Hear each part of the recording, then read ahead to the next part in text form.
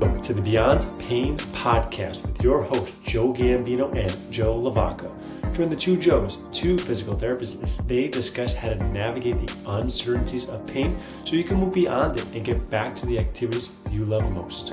This podcast is for Joe, and their guests to share their clinical thoughts and ideas based on their collective clinical experiences. Can this information be for you? Maybe, but we cannot know for sure. Therefore, it is always worth talking to your healthcare provider to make the best decisions in your care before you implement anything on this podcast. And please use common sense. Welcome back to the Beyond Pain podcast. I am one of your hosts, Joe Gambino, and I'm here with our other host, Joe LaVacca. You can find us on Instagram at Joe Gambino DPT for myself and at Strength in Motion _PT for LaVacca over there. This podcast is also on Instagram, Beyond Pain Podcast, and on YouTube, Cups of Joe _PT. And there's an application form in our show notes. If you'd like to reach out, please do. Welcome back, Joe. Good to be back. We're a week away from 4th of July. Mm-hmm. What are you doing for the 4th of July? What's the Gambino clan doing for the holiday? I don't even know what we're doing for the 4th of July. Our 4th of Julys have been different since we moved. We used to host 4th of July every year. We would have... I remember. I think I've been there a couple times for 4th of July. I don't know, 20 of our own guests that we would squeeze into our apartment, and then we would do a barbecue downstairs in our small backyard. And then my cousin and all their friends, we would have like 40 people in this like small space grilling and eating, and everyone kind of brings some food. It was a lot of fun. So that's one thing that we really miss about being home. So I don't really know what our 4th is going to look like this year as of now. Jen and I haven't really talked about it yet. So yeah, we used to go up to the rooftop. Yeah, and I remember watching some of the fireworks. Yeah, which is always fun. Yeah, you're never going to get those views again. We were on the 3rd floor of an apartment, and on our roof we had a perfect bird's eye view of the skyline in the city. And every 4th of July, Macy's would put on a nice fireworks show, and as long as it wasn't on the other side of the bridge, we had a perfect view of it. So it was a lot of fun. Go upstairs, drink a couple of drinks after the barbecue, and just watch the show, and then head back down and go to bed.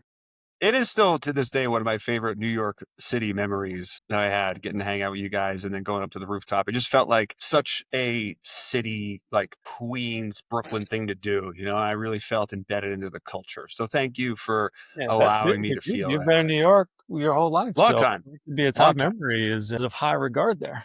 Yeah, no, definitely. I mean, I still haven't been to the Statue of Liberty. So, I mean, I have to tell you guys the story. Did I tell you the story about the helicopter ride? Maybe not. Oh, man, I don't know if let's say, should I do it on this? Save it. It'll just be the episode. You already talked about it. So I had an opportunity to work with this guy he owns a hedge fund, and yes, got a helicopter ride out to the Hamptons, and on the way back, he tapped me on his shoulder, and he's like, "Would you like to see one of my moves when I have a girl on the helicopter with me?" And I said, "Sure." So I hear him talk to the pilot in his headset, and next thing I know, we're taking a smooth ride circling around the Statue of Liberty, and then heading off back home, which is pretty cool. So that was a very, very unique experience. Very unique way to see the Statue of Liberty. I have been there once before, when I was much, much younger, but it was a very different way to see it. It was pretty cool. Yeah. All right. Well, girls beware. If you're in the helicopter with a billionaire and they start circling the Statue of Liberty, you know where their intentions are. So beware. Oh, that's cool. I think I know who you're talking about too. I think we might have actually shared in that care. I was not escorted out on a helicopter though. No, you missed out. I did have to drive onto the compound with I think at the time, my old beat up Hyundai Elantra, and, park it next to some Bentleys and Porsches and, everything else. And I was just like, yep. Yeah, I got a sunroof though. It's pretty cool. Hubcap's missing, but don't worry, we're working on that. I'm trying to find it still. I think I know where it came off. I think I know the block. So hunting for it. But no, good times. It's always nice to reflect on some New York City memories, especially during I feel like New York City holiday with the fireworks and stuff, 4th of July. So I don't know what I'm doing. I might go down and visit a buddy in Point Pleasant. Him and his family have a beach house out down there. Avery will be with her mom at a family picnic barbecue that they do every year. So I'll either be ringing it in solo or shooting down to Point Pleasant. I just don't know if I can deal with the traffic. on a day like Sure, that. sure. So to be determined. When I'm ready You to have to leave, go early. Yeah. yeah, when I'm ready to leave, it'll be again like very much like I'll wake up, I'll get a workout in, check out the traffic flow pattern, and if it's not looking good, it ain't looking good. I will tell you, there's been, before we dive in, many times that we wanted to do something on Long Island, then we'll look at the Google Maps and see how long it's going to take us. And if it was too long, we'd be like, nope, change of Nope. plans, because some of Yeah, that traffic can be quite insane. So, yeah, all absolutely. right, There's only man. so much you could take. Yeah, So it's yeah, very true. Dive in. let's We get both into this did it for topic. half this episode, and we'll give some value for the other half of this episode. And while it's fresh in our brain, from last time, we had some themes popped up last time about what doctors have told some of our clients, and we'll just dive down that rabbit hole today. So I know we were talking right before we came on here about 3 different things that you've heard just very, very recently. So why don't we talk about them? We can say if we can just shoot the shit about it. So why don't you take the first one? Let me know what it is, and let's talk about it. And maybe you can lay the rules if you want for this one. Yeah, well, I don't have any rules. I think it's just really fascinating that you hear things so umbrella by medical doctors. You should never do this. You should always do that. I can guarantee you'll be in the surgery room in 10 years. But one of the things that popped up yesterday, and it has popped up all the time. I was working with a client with back pain. We were talking about the things that she has and has not been doing. And here's what's really interesting. Of the programs she's implemented, she's actually made gains with. She's increased strength. She's increased muscle mass. She's been able to lose weight or gain weight. So everything that she's picked has been relatively successful for the rest of her body. Here's the things that she hasn't been picking, though: any sort of loaded squat, any sort of barbell work, any sort of deadlifting. And the reason being is because her doctor informed her, because of her degenerative disc, she should never load her spine. Here's the problem with that. As you age, things that we've talked about are going to change on the inside because we change on the outside. So I didn't wake up yesterday and see all this gray in my beard. This has been an ongoing process for the last 39 years. I have been working on developing gray hair for 39 years. Your body inside has been adapting to forces and the stresses you place on it for the time that you have been in existence. Now, the interesting thing about this person was she actually rode horses, kind of like professionally. So when you see this x-ray of her spine, she has arthritis of her L5, S1, L4, L5. And I said to her, well, doesn't this make sense based on your programming so far? You can load your quads and your calves and your arms. And what happens? Your muscles get bigger and stronger. You have been repeatedly loading your spine with vibration on your horse. And what did your bone do? It developed more calcium. It developed extra bone, exactly like it was supposed to. So this is not necessarily a negative finding. I think this shows us that your body can adapt to force, and potentially the thing that might be keeping you in pain is the fact that now the muscles and the tissues and the tendons in and around your spine are deconditioned. So they aren't able to handle as much force as your shoulders and your knees and your, insert body part here.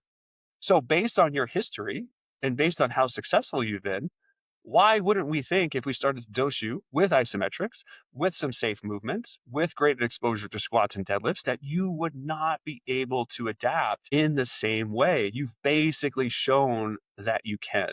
So I always like to flip that. Your body is on your side. It knows what to do. It is responding. Now, different story if you were a horseback rider and you were strength training and you were having repeated muscle tears or tendon irritations, or worse, your x-rays showed osteoporosis with repeated loading. Well, then maybe we have a systemic issue. Exercise is not maybe for you at this time. We need other things. But when people have that, I usually tell them this is good. And I think that it's so crazy to think that we should be treating tissues that have shown bits of arthritis or inflammation or this like there's some sort of special tissue that doesn't respond to the basic physiological laws that we know about of just movement and force. Do they need a break? Do they need some modification? Sure. but they don't need to be stopped forever. And that is just something so common that I know we hear. Yeah. No, I think there's a couple things in here that are worth bringing back up. First one, I mean, my opinion on why doctors give strong advice on to do nothing is because, it's almost the safe ass in a sense, right? Like they're trying to make sure that they're given, they don't understand loading the way that we do, right? It's not their forte, right? They're very knowledgeable on all sorts of medicine, and they do get a lot of pain, and their way to navigate pain is either through rest or through medication, right? So, where we treat it very differently, which is why a lot of doctors will just say when you have something X, Y, and Z, they send you to physical therapy, and a lot of the times the scripts say just PT, just evaluate and treat, right? Like they don't give you too much more on top of it unless they're very specific. And then you and I both hate when we get things on a script that are prescriptive. Anyway, so that's that. But you did talk about things, change as we get older. And it's not even just, that things change as we get older and that we have these anatomical things that respond to the stresses of our life. But when you do get this advice to do less or to do nothing or stop doing these things that load a body part, the number one reason why you lose range of motion, we lose strength, we lose functionality at joints is because we stop putting load into them anymore. So not only do you have this injury, this issue, and you have pain, and you're probably already fearful to move, but you have someone who you look up to and trust that says, don't do this anymore. And now you're like, oh my God, it makes you even more scared. You are even more likely to not do those things. And then I think that puts you in this kind of loop where things will just progressively get worse over time because you're not actually moving those joints, you're not actually loading those joints, and you're not actually strengthening the joints. And I always go back to always ask somebody is, what happens if I put your arm in a cast? What do you think is going to happen to that tissue around it 6 months from now? It's like, oh my God, it's gonna be super stiff. I'm gonna have atrophy. I'm gonna have X, Y, and Z. I'm like, well, you see the correlation here, and like it rings a bell to them. So that's part of it. And the same thing, you talked about arthritis being treated differently than other tissue. And the same thing when we look around the spine is treated differently than every other tissue. It's very clear, even with osteoarthritis, which is, this is as advanced as it gets, that strength training, activity, aerobic work, moving that needle significantly can improve quality of life. It may not get their pain to disappear, may make it a little bit better, but it's going to improve your quality of life. And so just that tells us that arthritis, your spine, you have pain, that we need to move it, load it, do these things. We just need to figure out what that appropriate entry point is. We can't just go back to, to our conversation in the last episode. You can't go back to what you're doing if you're 70 now doing exactly what you're doing when you're 40 or 30 or 20. You need to figure out, okay, what can I do today? What's my starting point? How can I start to build up from here? And I think once you start to do that, a lot of success can be had and a lot of progress can be made, and we can really kind of move the needle on pain, on function, and then quality of life. Right, exactly. The other thing that I hear all the time is this prediction of what will happen to you in the future. And not only should you stop loading something because it's painful or it shows up a certain way on your x-ray, but if you decided to ignore my wisdom, my advice, my authority, you will surely be in line for a knee replacement. You will surely be in line for a spinal fusion, a rotator cuff repair, you name it. And then the funny thing is, with a lot of these procedures, the more we study them, the more they're not really outperforming sham therapies, placebo treatments. So really, what is the benefit of surgery for a lot of people? Is it just the ritual? Is it just now the fact that you actually do have to wake up and deload it purposely for 3 to 6 months? Like you have no choice. Whereas we could have treated you like you had a virtual surgery and been like, okay, you can't run right now because of your knee arthritis and it's becoming a little bit painful. Well, yeah, those flares can last maybe 8 weeks, maybe a little bit longer. But in the meantime, can we build you up on the bike? Can we just have you do a walking program? Can we restore just some of your day-to-day function and then see how we go? So I always think it's really fascinating in this world that we're in, with all the complexities of pain, with all the complexities of working with individual people, that doctors still have told so many of my clients with a guarantee, you are going to need a replacement, you are going to need a surgery. And I do think that's actually probably really, really tough to overcome because this authority figure who you went to go see before us has now put a nocebo or like this like really detrimental thought virus into your mind. And that thing is going to spread and it's going to take over everything you do. And it really is unfortunate because I think by the time even we try to convince people otherwise, the damage is done. And then they have that flare and then it reconfirms what the doctor was saying. So even though we can say, we know this is normal, we have data on it, it's going to be okay, we can keep being your guide, we're going to be here for you. The minute that pain comes back, the minute the swelling comes back, the minute they get another x-ray or MRI, 10 years later and it shows more change, as it should, by the way. It just goes back to reconfirming the original thought. Unfortunately, I don't think anything more damaging than an original negative thought. And that takes a lot of time. And sometimes we just don't have that time with people. Yeah, I mean, I think we could probably do a whole, and we probably should do a whole episode on nocebic language and how that can affect somebody. What somebody may think is something helpful information for somebody is that can be, goes into your head and then leads to a very poor outcome because it creates fear. It can create a lot of other things that really prevent you from seeing your potential as far as progress can go. So I think that, and this is one big thing, and I think this is where a lot of the pain science and the biopsychosocial model really kind of try to push. And I think it overpushed it and to some degree, but I definitely do believe that the way that we talk to our patients, our clients can really, really, really set the tone for how progress, how far what they can really achieve. And I had somebody who I was working with only for a short period of time. We started our journey. He was very fearful of his back. He's been told a whole lot of things by a whole lot of people, that I was frail and I shouldn't do X, Y, and Z. And we started our process. And after the first 2 weeks, he was doing much better. He was starting to move more. His pain was coming down and he had to go on a trip, had a long drive. After his long drive, he had a flare up. He wasn't doing our things after he got there. And then 2 weeks later, after he got back, he was like, no, I need to go back to my doctor. And then all of a sudden the fear came back, right? And that's exactly one example of, when somebody gets all of these negative things that are told to them and all this fear gets built up, it can be very hard for them to overcome because the second their pain comes back or the second a flare comes back, which we both know is going to happen in the journey, no matter how much you can set that expectation for somebody, when it does happen, if those emotions are going to be too strong where they can't really process it, then we're going to have this completely fear-based thinking that's going to set them back and make them change the course. And I think this happens to a lot of people in chronic pain. And what keeps people from sticking to a program for long term is if you're doing something and you're feeling good and then you have that flare up and like, oh, maybe I'm not fixed, I'm not healed, my pain's back. And now I need to change what I was doing. You could have been on the right track and you just needed to get over this little bump in the road. Yeah. And then if you would have kept going, you might have made it to where you wanted to get. But because now you changed an approach that was actually seeing you benefit and you try something different now and you keep doing this over and over again, this is why some people will feel better, pain comes back, feel better, pain comes back.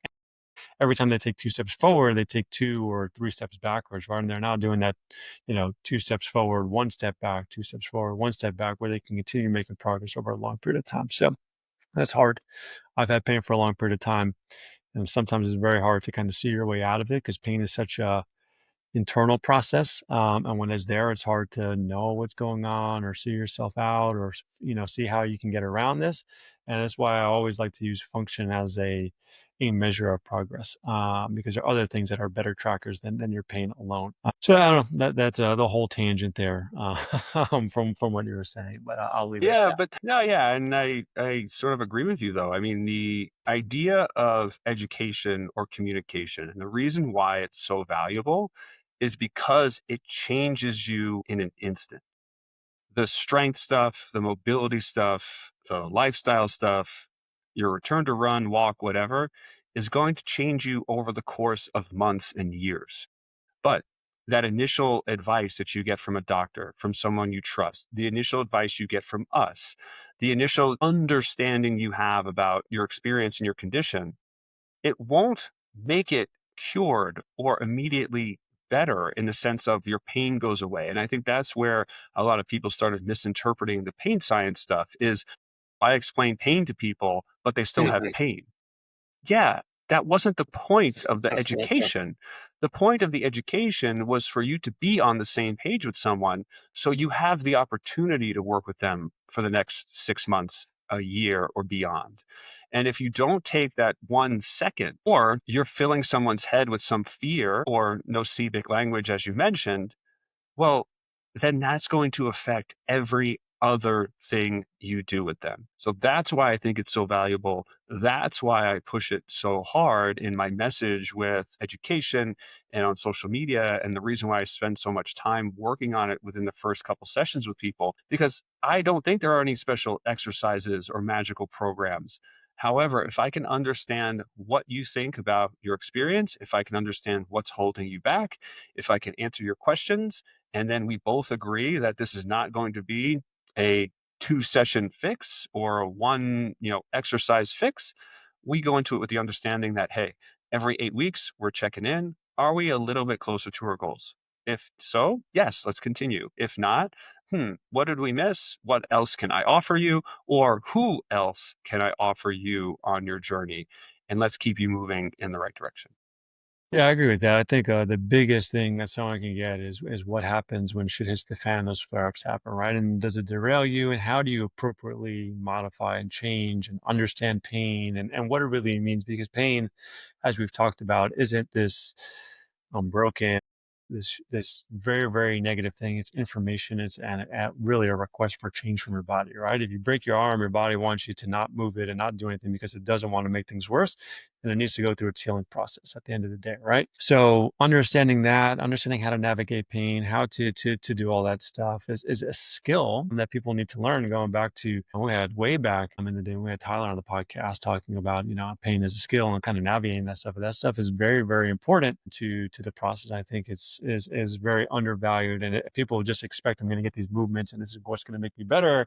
And sometimes, especially if you've been dealing with pain for a long time, you need to learn the skill of how do I navigate pain? How do I manage pain? How do I live with pain? All of those things, because like we said last episode, it may not be realistic for me to say, I can get you from where you are today to never having pain or another issue again. We're going to be navigating these things, but you need to learn these tools so that you can feel empowered to take care of yourself and understand it and proceed when it does happen. Right. Totally agree, my friend.